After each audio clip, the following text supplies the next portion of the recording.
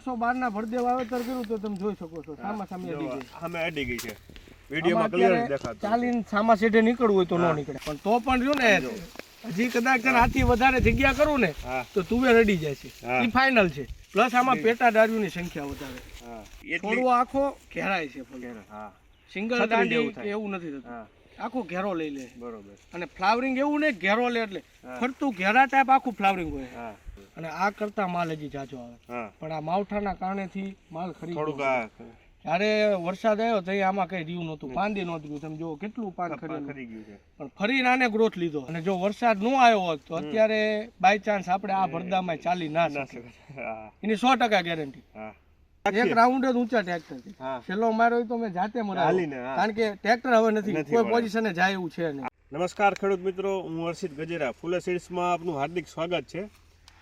આમ તો કહેવાય કે યુવા ખેડૂત યંગ ફાર્મર અને ખેતીમાં નવા નવા અખતરા કરતા હોય અને પ્લસ એને ખૂબ જ ઇન્ટરેસ્ટ છે ખેતીમાં નવા નવા અખતરા કરીને ખેડૂતને કેમ વધારે ઉત્પાદન મળે, ખેડૂતને કેમ વધારે બે પૈસા મળે એના માટે થઈને પોતાના જ ખેતરમાં ભલે થોડું ઘણું જમીન બગડે, થોડું ઘણું આપણે વધારે ધ્યાન રાખવું પડે, મજૂરી દેવી પડે, પણ અલગ અલગ અખતરા કરતા હોય તો આપણી ફૂલે સીડ્સની ફૂલે પુષ્પા તુવેરની જે વેરાયટી છે એનું 3 થી 4 રીતે અલગ અલગ રીતે વાવેતર કર્યું છે.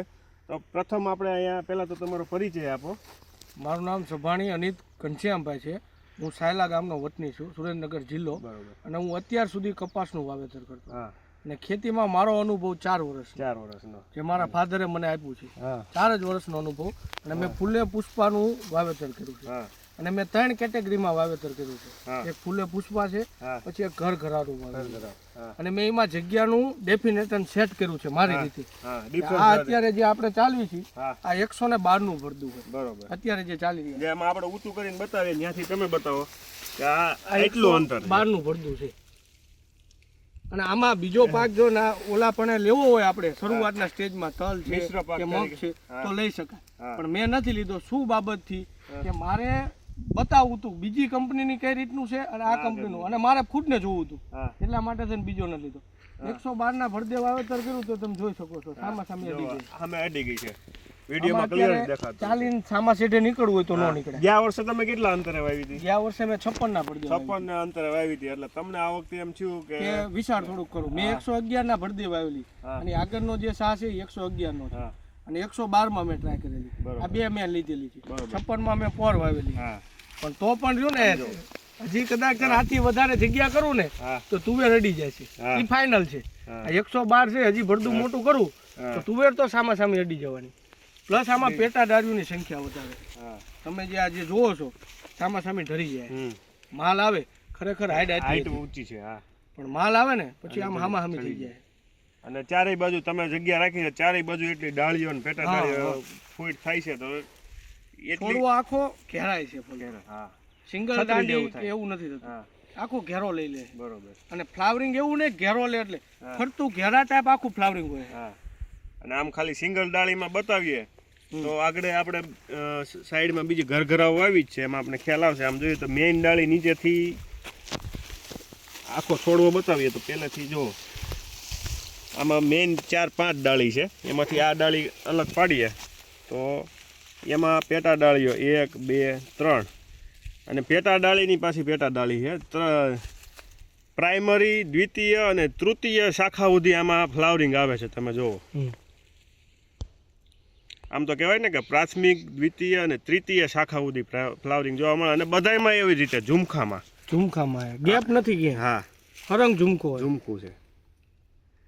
અને એવરેજ 4-5 દાણાની સિંગ આવે છે. બીજું તમને શું આમાં ફૂલે પુષ્પામાં ગમ્યું? ફૂલે પુષ્પા એક તો ઉગવામાં સરળ છે, પ્લસ પાણીનું એવું કઈ જરૂર પડતી નથી. 1 થી 2 પાણ દિયો એટલે સારું રહે. અને આ કરતા માલ હજી જાજો આવે પણ આ માવઠાના કારણેથી માલ ખરી જ્યારે વરસાદ આવ્યો તો આમાં કઈ રહ્યું નહોતું, પાંદી નહોતું. તમે જો કેટલું પાન ખરી ગયું છે પણ ફરી નાને ગ્રોથ લીધો, ફરીને ગ્રોથ લઈ અને એવું ને આવું દેખાય છે એવું ફ્લાવરિંગ થઈ ગયું છે. અને જો વરસાદ ન આવ્યો હોત તો અત્યારે બાય ચાન્સ આપણે આ ભરદામાં ચાલી ના શકે. એની 100% ગેરંટી ન ચાલી શકે. અત્યારે આટલું છે, જો વરસાદ ના આવ્યો હોત ને પાકને નુકસાન ન થયું હોત તો હજી ચાલી ના શકે. અને આની કરતા વધારે આપણે શીંગો હજી જોવા મળે. 30% મારો નફો હજી આમાંથી વરસાદના હિસાબે ખરી ગયો. આ 80% હું તમને બતાવું. બરોબર. આમાં માવજતમાં તમે શું શું કર્યું છે? માવજતમાં મેં 2 રાઉન્ડ દવાના આપ્યા હા અને 2 પાણ આપ્યા. બરોબર. બીજું કોઈ વસ્તુ નહીં, કોઈ એક દાડીઓ નહીં, કોઈ વાત નહીં. હા છેલ્લે એક એ જગ્યાએ મેં અત્યાર સુધી આમાં કપામ લીધો 6 રાઉન્ડ દવાના કરતો. હા પ્લસ વીણાવાના આ તે બધું અલગ. અલગ. બરોબર. મજૂરીમાં બહુ ફાવે એવું છે હા કે 2 જણા હોય ખેતીમાં હા. તો કરી શકો તમે. આ કપા ન થાય 2 જણા. બરોબર. અને આ થઈ જાય આ છેલ્લે તમે દવાના રાઉન્ડ માર્યા ઈ કઈ રીતે? સાંજડીથી સાંજડી ઊંચા ટ્રેક્ટરથી મારેલી. તમારે. એટલે જો આટલું અંતર એક રાખીએ રાઉન્ડ જ ઊંચા ટ્રેક્ટરથી. હા છેલ્લો માર્યો તો મેં જાતે મરાવ્યો. હાલીને, હા. કારણ કે ટ્રેક્ટર હવે નથી નથી કોઈ વળે. પોઝિશને જાય એવું છે નહીં. આડી થઈ ગઈ એટલે ડાળીઓ ભાંગવાનો પ્રશ્ન રહે. પણ ખેડૂત મિત્રો એક ખાસ જોવાનું કે ગમે એટલી તુવેર આવશે, ફૂલે પુષ્પા તુવેર, ડાળીઓ એના વજનથી નહીં ભાંગે, એના વજનથી ક્યારેય નહીં ભાંગે. નમી જ એટલી ના તો રહે. હા ખાલી નમેલી રહેશે પણ ભાંગશે નહીં. ઈ એક પ્લસ પોઈન્ટ છે ફૂલે પુષ્પા તુવેરનો. બીજું મારે એક ખાસ જણાવવું કે ફૂલે પુષ્પા તુવેરની ખાસિયત એવી છે કે કાળી જમીન અને મધ્યમ કાળી જમીનમાં આખા ભારતમાં સૌથી વધારે ઉત્પાદન ક્ષમતા આપવાની જો કોઈની હોય તો ફૂલે પુષ્પા તુવેરની છે. અને રોગ પ્રતિકારક શક્તિ પણ ખૂબ સારી છે.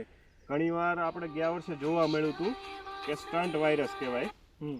સ્ટન્ટ વાયરસ, વંધ્યત્વનો રોગ, કે ફૂલ તો આવે પણ એમાંથી શીંગો ન થાય. એની સામે આ પ્રતિકારક જાત છે. આમાં એ કઈ પ્રશ્ન રહેતો નથી. ફૂલ આવ્યા એટલે શીંગો આવશે જ. ફ્લાવરિંગ તો બહુ સારું લે હા, અને માલે બહુ દે છે. હા એમાં ના નહીં. મારો નવો અનુભવ છે. હા. અમારે સાયલામાં બનતા સુધી તુવેરના વાવેતર નહીં. કપાસ ફર્સ્ટ ખેડૂત હું હા. કે જે તમે મેં ચાલુ ચાલુ કર્યું છે. અને ઓલરેડી મારા પ્લોટ ઉપર ઘણા ખેડૂત વિઝિટે કરી ગયા છે. હા. અને એ લોકો એમ કહે છે કે તું ક્યાંથી લાવ્યો છું અને પર અમને કહેજે. બરોબર છે. કારણ કે આમાં એક તો બેનિફિટ શું રહે, મજૂરી ઘટી જાય. મજૂરી જે કપામાં મજૂરી રહે ને હાવ ઘટી જાય. 2 રાઉન્ડ દવાના એટલે મિનિમમ થાય છે. ઓછા ખર્ચે અને ઓછી મહેનતે વધુ ઉત્પાદન એટલે કે ફૂલે પુષ્પા. નજીકના ડીલરનું સરનામું અને કોન્ટેક્ટ નંબર મેળવવા માટે નીચે આપેલા નંબર પર સંપર્ક કરો. ધન્યવાદ.